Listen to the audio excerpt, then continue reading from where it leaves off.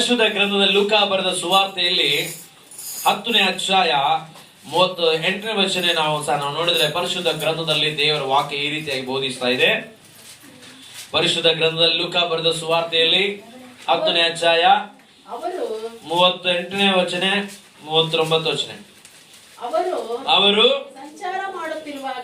ಯೇಸು ಸ್ವಾಮಿ ಸಂಚಾರ ಮಾಡುತ್ತಿರುವಾಗ ಆತನು ಒಂದಾನೊಂದು ಹಳ್ಳಿಗೆ ಬಂದನು.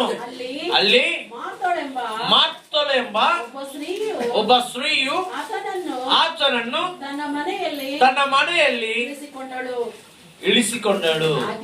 ಆಕೆಗೆ ಮರಿಯಳೆಂಬ ಒಬ್ಬ ತಂಗಿ ಇದ್ದಳು. ನೋಡ್ರಿ, ಇಲ್ಲಿ ನಾವು ಇಬ್ಬರು ಹೆಣ್ಮಕ್ಕಳನ್ನು ನೋಡಕ್ಕೂ ನಾವು ಸಾಧ್ಯವಾಗುತ್ತೆ. ಆಮೇಲೆ ಏನ್ ಹೆಸರು? ಮಾರ್ತಳು, ಮರಿಯಳು.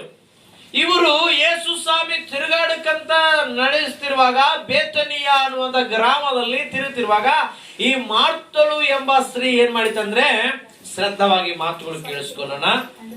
ಏನ್ ಮಾಡಿತು? ಯೇಸು ಸ್ವಾಮಿನಿ ತನ್ನ ಮನೆಗೆ ಸೇರ್ಸ್ಕೊಂಡಿತ್ತಂತೆ. ಏನ್ ಮಾಡಿದ್ರಿ? ತನ್ನ ಮನೆಗೆ ಸೇರ್ಸ್ಕೊಂಡು, ಯೇಸು ಸ್ವಾಮಿ ನಮ್ಮ ಮನೆಗೆ ಬಾಪ, ನಮ್ಮ ಮನೆ ಒಳಗ ಬಾಪ ಅಂತ ಹೇಳಿ ಮನೆ ಒಳಗ ಸೇರ್ಸ್ಕೊಂಡು ಅಮ್ಮ ಯೇಸು ಸ್ವಾಮಿಗೆ ಸ್ಥಾನ ಕೊಟ್ಟಿದ್ರು. ಆ ಮಾರ್ತಳು ಎಂಬ ಸ್ತ್ರೀಗೆ ತಂಗಿಯಾದ ಮರಿಯಳು ಅಂತ ಇನ್ನೊಬ್ಬ ಸ್ತ್ರೀ ಇದ್ದರು.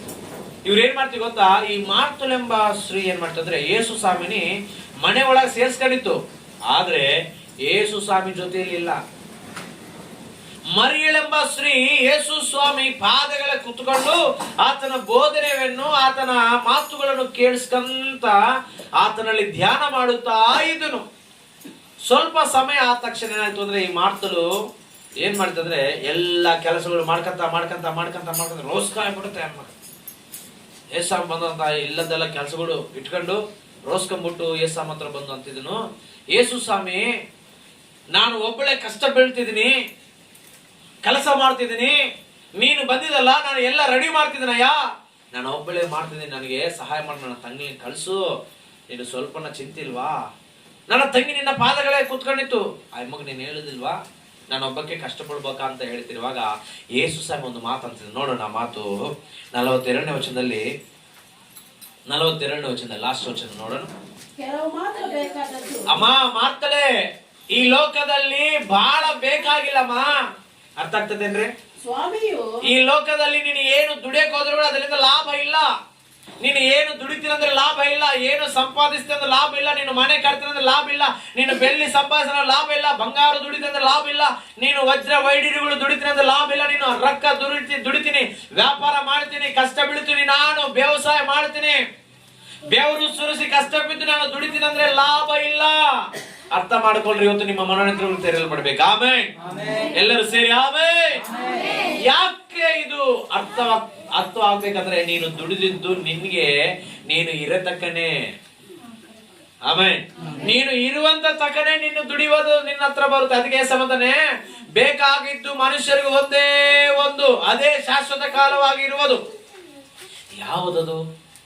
ನಿಮ್ಮ ಹಿಂದೆ ಬರೋದು, ನಿನ್ನ ಜೊತೆಯಲ್ಲಿರುವುದು, ನಿನ್ನ ಕ್ಷೇಮಕರದ ಸ್ಥಳ ನಡೆಸುವಂಥದ್ದು ನಮಗೆ ಬೇಕಾದದ್ದು ಒಂದೇ. ಅದು ಯಾವ್ದ್ರಿ? ಹಣ, ಮನೆ ಅಲ್ಲ, ಮಕ್ಕಳ, ಕುಟುಂಬನ ಅಲ್ಲ, ಹೊಲ ಇಲ್ಲ, ಹಣ. ಯಾವ್ದ್ರಿ ನಿನ್ನ ಹಿಂದೆ ಬರೋದು? ಯಾವ್ದು ನಿನ್ನನ್ನು ಬಲಪಡಿಸೋದು, ನಿನಗೆ ಸಮಾಧಾನ ಕೊಡೋದು ಯಾವುದು ಅಂತ ನೋಡಿದ್ರೆ ಏಸಮಂತದ್ದು ಅಂತಿದನು. ನಿಮಗೆ ಬೇಕಾದದ್ದು ಒಂದೇ ಒಂದು, ಅದೇ ಉತ್ತಮವಾದದ್ದು. ಆ ಉತ್ತಮವಾದದ್ದು ಯಾರು ಆಡ್ಸ್ಕೊಂಡಿದ್ರು? ನಿನ್ನ ತಂಗಿಯಾದ ಮರಿಯಳು ಆಡ್ಸ್ಕೊಂಡಿತ್ತು. ಸ್ವಾಮಿಯು ಆಕೆಗೆ ಅಂದ್ರೆ ಮಾರ್ತಳಿಗೆ, ಮಾರ್ತಳೆ ನೀನು ಅನೇಕ ವಿಷಯವಾಗಿ ನೋಡ್ರಿ. ಹಲೋ ನನ್ನ ಪ್ರಿಯ ಸಹೋದರಿ ಕೇಳಿಸ್ಕೊಳ್ರಿ, ನೀವು ಅನೇಕವಾದ ಚಿಂತೆಯಲ್ಲಿಯೂ ಗಡಿಬಿಡಿಯಲ್ಲಿಯೂ ಸಿಕ್ಕಿಕೊಂಡಿದ್ದಿ. ಏನಮ್ಮ ನೀನ್ ಇಷ್ಟೆಲ್ಲ ಪ್ರಯಾಸ ಮಾಡಿ ಅದರಿಂದ ನೀನ್ ಏನ್ ಲಾಭ ಬಂತು?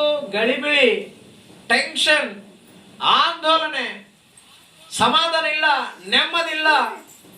ನೀನು ಎಲ್ಲಿ ಸಿಕ್ಕೊಂಡಿದಂತೆ?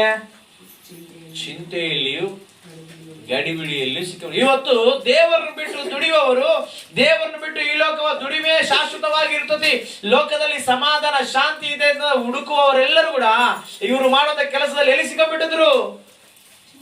ಚಿಂತೆಯಲ್ಲಿ. ಚಿಂತೆ ಮಾಡ್ತಾರ, ಏನು ತಿನ್ಬೇಕಪ್ಪ, ಏನು ಕುಡಿಬೇಕಪ್ಪ, ಏನು ಧರಿಸ್ಕೋಬೇಕಪ್ಪ, ಹೆಂಗ ಜೀವನ ಮಾಡ್ಬೇಕಪ್ಪ ಅಂತ ಚಿಂತೆ ಮಾಡ್ತಾರಂತೆ. ಯೇಸು ಸಂಬಂಧಿದನು, ನಿಮ್ಮ ಚಿಂತಾಭಾರ ನನ್ನ ಮೇಲೆ ಹಾಕ್ರಿ. ಆಮೆನ್. ಹಲ್ಲೆಲೂಯಾ. ಹಾರಾಡು ಪಕ್ಷಿಗಳ ನೋಡ್ರಿ, ಅದಕ್ಕೆ ಮನೆ ಇಲ್ಲ, ಅದು ದುಡಿದಿಲ್ಲ, ಆದ್ರೆ ಅದನ್ನು ನಾನು ಪೋಷಿಸ್ತೀನಿ, ಅದು ಕಂಡೆ ನೀವು ಶ್ರೇಷ್ಠವಾದ ಜನರಾಗಿದ್ದೀರಿ. ಆಮೆನ್. ಹಲ್ಲೆಲೂಯಾ. ಮತ್ತೆ ನಾವೇನ್ ಮಾಡ್ಬೇಕಂತ ಯೇಸು ಹೇಳ್ತಿದ್ದೆ ನೋಡ್ರಿ, ನೀವು ಚಿಂತೆ ಮಾಡಬೇಡ್ರಿ. ಯಾವ್ದು ಚಿಂತೆ ಮಾಡಬಾರ್ದಂತೆ? ಊಟ ಮಾಡಕ, ಅಂದ್ರೆ ಆಹಾರಕ್ಕಾಗಿ, ವಸ್ತ್ರಗಳಿಗಾಗಿ, ಕಟ್ಟುವಂತ ಮನೆಗಳಿಗಾಗಿ, ಇಹಲೋಕ ಸಂಬಂಧವಾದದಕ್ಕೆ ನೀವು ಚಿಂತೆ ಮಾಡಬೇಡ್ರಿ. ಅದಕ್ಕೋಸ್ಕರ ಯಾರು ಚಿಂತೆ ಮಾಡಬೇಕು ಅಂತಂದ್ರೆ, ಲೋಕದಲ್ಲಿ ಅನ್ಯ ಜನರು, ದೇವರಂದ್ರೆ ಗೊತ್ತಿಲ್ಲದವರು ಚಿಂತೆ ಮಾಡ್ಬೇಕು. ಏನ್ ತಿನ್ಬೇಕು, ಹೆಂಗಿರ್ಬೇಕು, ಹೆಂಗ ಜೀವನ ಮಾಡ್ಬೇಕು ಅನ್ನೋದು ಅವ್ರಿಗೆ ಚಿಂತೆ ಬರ್ಬೇಕು. ಆದ್ರೆ ನಾನು ನಿಮ್ಮ ತಂದೆಯಾದ ದೇವರು ನಾನು ಅದೇನೆ. ಆಮೆನ್. ಹಲ್ಲೆಲೂಯಾ. ನಾನು ಅದನ್ನೇ, ನಿಮ್ಮ ಚಿಂತಾ ಭಾರ ನನ್ನ ಮೇಲೆ ಹಾಕಿರಿ. ಮತ್ತೆ ಆತನ ಮೇಲೆ ಹಾಕಿ ನಾವೇನ್ ಮಾಡ್ಬೇಕು ಅಂತಂದ್ರೆ, ಮರೆಯಲು ಮಾಡಿದ ಹಾಗೆ ನಾವು ಮಾಡ್ಬೇಕು. ಏನಂತ ಏನ್ ಮಾಡಿತ್ತು ಮರಿಯಳು? ಕೆಲವು ಮಾತ್ರ ಬೇಕಾಗ್ತವೆ. ಅಥವಾ ಒಂದೇ ಮರಿಯಳು ಆ ಉತ್ತಮವಾದ ಭಾಗವನ್ನು ಆರಿಸಿಕೊಂಡಿದ್ದಾಳೆ. ಏನ್ ಮಾಡ್ತಿದ್ದು, ಏನ್ ಆರಿಸ್ಕೊಂಡಿತ್ತು ಈ ಮರಿಯಳು? ದೇವರ ಪಾದಗಳ ಕುತ್ಕೊಂಡು ಆತನು ಹೇಳುವಂತ ಮಾತುಗಳಿಂದ ಆ ಎಮ್ಮಗೆ ಏನ್ ಬಂತು ಅಂತಂದ್ರೆ, ಸಮಾಧಾನ ಬಂತು, ಶಾಂತಿ ಬಂತು, ನಿಮ್ಮಳವಾಗಿ ಕುತ್ಕೊಂಡ್ಬಿಟ್ಟಿತ್ತು.